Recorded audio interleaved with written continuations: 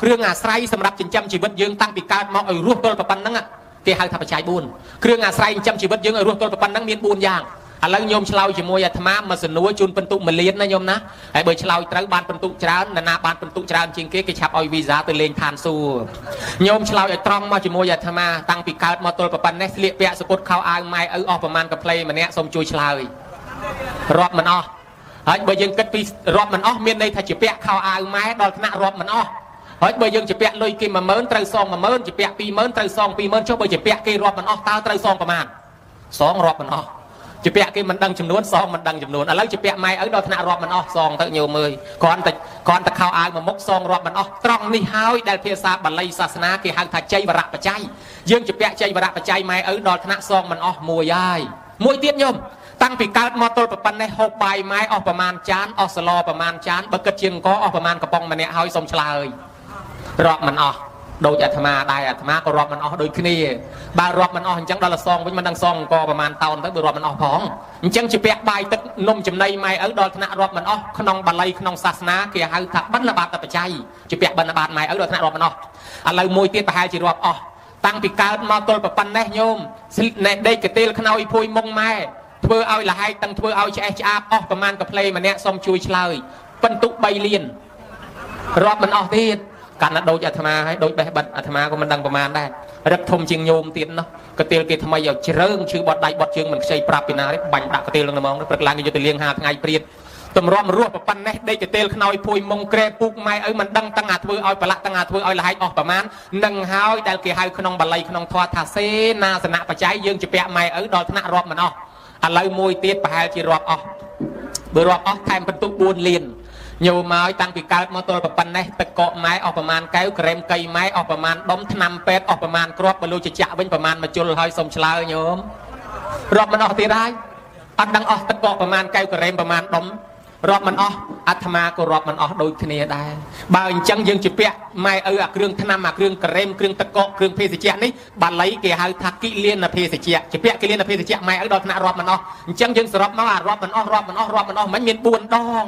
ទី1គ្រឿងស្លៀកពាក់ហៅថាចៃវរៈបច្ច័យទី2គ្រឿងហូបគេហៅថាបណ្ឌបាតបច្ច័យទី3គ្រឿងដេកគ្រឿងនៅគេហៅថាសេនាសនៈបច្ច័យទី4គ្រឿងថ្នាំពេទ្យគ្រឿងទឹកកកអីហ្នឹងក្រែមកៃហ្នឹងគេហៅថាគិលានភេសជ្ជៈបច្ច័យសរុបទៅមាន4តើអា4ហ្នឹងស្អីគេញោម4ហ្នឹងគេហៅអីគេ4ហ្នឹងហើយដែលគេហៅថាបច្ច័យ4មិនបច្ច័យ4លោក4អង្គទេមិនបច្ច័យ4លោក4វត្តទេបច្ច័យ4របស់4យ៉ាងដែលយើងជាពាក់ម៉ែឪរស់តាំងពីកើតមកទល់ប៉ុណ្ណេះដោយសារ4ហ្នឹងហើយអា4ហ្នឹងរបស់ណារបស់ម៉ែឪយើងជាពាក់បច្ច័យ4ម៉ែឪហើយចុះចំពោះប្រសងហ្នឹងគេមុន4អង្គក៏ដោយ5អង្គក៏ដោយប្រមាណអង្គក៏ដោយឲ្យតែ1អង្គបានរបស់4មុខហ្នឹងដែរមិនមែនសំដៅទៅលើ4អង្គទេសំដៅទៅលើ1អង្គបានរបស់4មុខបានរបស់ឆាន់បានរបស់ស្លៀកបានរបស់ដេកនៅបានថ្នាំឲ្យតែ1អង្គបាន4មុខគេហៅបច្ច័យ4ប្រកេនលោកហើយប្រមាណអង្គក៏ប៉ុណ្ណឹងទៅអញ្ចឹងហើយយើងរស់ដោយសារបច្ច័យ4ជាពាក់បច្ច័យ4ម៉ែឪបានជាចាំបាច់ត្រូវធ្វើបច្ច័យ4សងគុណម៉ែឪហ្នឹងណាញោមណាបើយើងសងអញ្ចឹងអាពាក្យថាសងមិនរួចមិញហ្នឹងវាបែរជារួចមិនបានរួចព្រោះម្ចាស់បំណុលគេដូរចិត្តឧបមាថាយើងជាពាក់លុយគេ50000ត្រូវសង50000ប៉ុន្តែស្រាប់តែម្ចាស់បំណុលគេដូរចិត្តថាអ្នកអើយលុយដែលជាពាក់ខ្ញុំនឹងមិនបាច់សងទេខ្ញុំជូនអ្នកឯងផ្ទាល់ទៅអញ្ចឹងយើងរួចគ្នាបើអ្នកម្ចាស់បំណុលគេដូរចិត្តយើងចាំបាច់សងអីទៀតរួចគ្នាណាញោមណាយ៉ាងណាមិញយើងជាពាក់ម៉ែឪមិញសិតតែរាប់មិនអស់ប៉ុន្តែដល់ធ្វើបច្ច័យ4ជូនគាត់សុំកម្មាទោសគាត់អត់ទោសឲ្យយើងរួចគ្នាលែងឲ្យជាពាក់ញោមមើលឃើញណាបានគេហៅថាបុណ្យនឹងហើយបច្ច័យ4សងគុណម៉ែឪអេវងចតបច្ចយៈទាយកោសុខខੰវណ្ណតិតាស្មាទានងសយំពិប្រវត្តិតាពាំងអានិសង្ឃកូនធ្វើបច្ច័យ4ជូនម៉ែឪនេះកូនលែងជាពាក់បច្ច័យ4នេះទៀតហើយគឺថាម៉ែឪអត់ទោសឲ្យហើយកូនសបោបច្ច័យ4ចាប់ពីនេះតទៅមុខគឺលែងក្រលែងបោកយ៉ាក់លែងលំបាកលែងខ្វះហើយព្រោះយើងបានតាមពូជបច្ច័យ4ទុកណាញោមណានេះមួយឥឡូវមិញថា4រាប់មិនអស់សុំសួរតែមួយទៀតទេញោមគេលោរាប់អស់ជាពាក់មួយទៀតញោមងូតទឹកតាំងពីដើមមកតាំងពីកើតមកទល់ប៉ុណ្ណេះតើម៉ែងូតទឹកឲ្យប្រមាណដងម្នាក់ញោមហើយដោះក្អែលប្រមាណដងដោះកន្លែងណាខ្លះសុំជួយឆ្លើយគ្រាន់តែងូតទឹករាប់មិនអស់ដូចតាអាត្មាដែរប៉ុន្តែអាត្មាដឹងថាគេដោះគ្រប់កន្លែងទាំងអស់តាណាក៏គេដោះដែរក្លុកកលៀតណាក៏ដោះដែរខ្ទេចអស់ហើយមួយថ្ងៃដោះឲ្យប្រមាណដងអាស្រ័យទៅលើកូនបាញ់ញឹកនិងបាញ់វើលបើបាញ់ញឹកម៉ែលៀងឲ្យញឹកហើយបើបាញ់វើលលៀងឲ្យវើលជួនកាលកំពុងឲ្យឆ្ងាញ់ទឹកគ្រឿងផ្កាស្នោផ្កាកាផ្លោកកូនបាញ់ប្រាជ្ញហើយវាបាញ់ឲ្យអស់សិនអញប្រហោយទឹកគ្រឿងសិនចាំលៀងឲ្យទាំងអស់គ្នារបស់ហ្នឹងដាក់ម្ដុំឲ្យបាញ់បដាលទៅជួនកាលយកជើងធ្វើប្រគុណឲ្យកូនក៏មានដែរហើយដល់លហើយទៅបានម៉ែនឹងលៀងបោកកតបគក់ខោឲ្យយើងពីដបងអាកតបទឹកដបងពណ៌អីញោមបោកទៅចេញពណ៌លឿងណាញោមណាលៀងដៃណាដៃគាត់ហ្នឹងអ្នកលៀង គាត់លាងដៃហ្នឹងលាងកូនក៏ដៃហ្នឹងពួកកតបក៏ដៃហ្នឹងលាងកដាំបាយដៃហ្នឹងលាងចានឆ្នាំងដៃហ្នឹងលាងបន្លែដៃហ្នឹងធ្វើទឹកគ្រឿងដៃហ្នឹងច្បាច់ទឹកគ្រឿងដៃហ្នឹងហូបអាទឹកគ្រឿងទៀតដៃហ្នឹងអាដែលដៃម៉ែមានមហិទ្ធិឫទ្ធិមែនណាញោមណាគ្រប់បែបយ៉ាងទាំងអស់ចុះយើងសម័យវិញបើសិនជាឥឡូវហ្នឹងវាយវងជាមួយម៉ែកំពុងឲ្យឆ្ងាញ់ទឹកគ្រឿងហើយស្រាប់តែម៉ែបាញ់ប្រាជ្ញមកមុខកូនអញ្ចឹងតើមានកូនណានៅបន្តភិកឲ្យតឲ្យចប់បានអីអត់ណាញោមអត់ទេស្លេះសិនតែប៉ុណ្ណឹងចាំស្អែកចាំត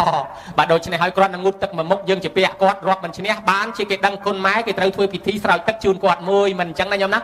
លាងអំពើបាបលាងជំរះអំពើបាបឲ្យគាត់បានភាពត្រជាក់ត្រជុំដាក់គាត់លើបោះស្បុកតំណាងហែគាត់ឡើងឋានសួគ៌លាងទឹកត្រជាក់ឲ្យគាត់បានត្រជាក់ចាប់ពីពេលនេះតទៅលាងជំរះអំពើបាបដែលគាត់រស់ស៊ីចិញ្ចឹមកូនតម្រាំកូនរស់អ្នកខ្លះមានកេងមានកັບមានលឹកមានកងវាយបដកពុតកំប៉ុងបតងភ្លើងភ្លែងជីងភូតគេកុហកគេបាត់គេមកកាក់មកចាក់មកសេនហ៊ានលក់ដូរបង្រត់បង្រាស់សត្វធាតុទាំងរស់ដុតភ្លើងឆេះព្រៃកាប់ដីដៃសត្វបំបត្តិជីវិតសត្វដទៃយកលុយមកចិញ្ចឹមកូននរកប្រែតអីអញមិនខ្វល់ឲ្យតកូនអញរស់ទីបំផុតកូនរស់មែនប៉ុន្តែម៉ែឪមានបាបក្រែងលោកគាត់ទៅនរកប្រែតកូនចាយទ្របឯនេះរ៉ាំភើយណាញោមណាបានជាកូនចៅនឹកឃើញគេត្រូវស្រោចស្រពនឹងសុំខមាទោសគាត់លៀងមួយថ្ងៃវល់ល្ងាចវាអត់ដាច់បាបទេដាច់តែក្អែដាច់បាបត្រង់ណាត្រង់កូនចៅសុំខមាទោសមិនបានត្រូវសុំខមាទោសតាំងតែពីយើងប្រើគាត់តែខ្លួនយើងមួយមិនជាពាក់រាប់មិនឈ្នះហើយអ្នកខ្លះមិនទាន់បានសងផងយកចៅទៅដាក់បន្ថែមទៀត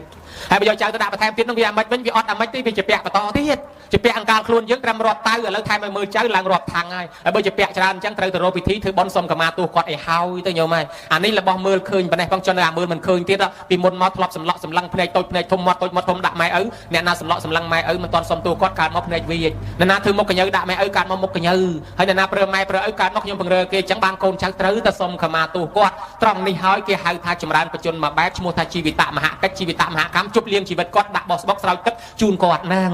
ហើយចម្រើនបជនទី2និមន្តប្រសងមកចម្រើនព្រះបរិត្តឲ្យម៉ែឪស្ដាប់ឈ្មោះថាយុវឌ្ឍនកិច្ចយុវឌ្ឍនកម្មខ្មោចព្រាយអមនុស្ស3សាច់ណាចងពៀជាមួយម៉ែឪយើងវាដូរចិត្តពីព្រោះវាឃើញម៉ែឪយើងចូលកាន់ពុទ្ធសាសនាមានត្រៃសរណគមជាទីពឹងហើយចេះដែលអាយុវឌ្ឍនគមមក7ថ្ងៃទៀតត្រូវស្លាប់សោះដោយសារពុកនិមន្តប្រសងចម្រើនព្រះបរិត្តអមនុស្សវាដូរចិត្តទុកឲ្យក្មេងនឹងរស់បាន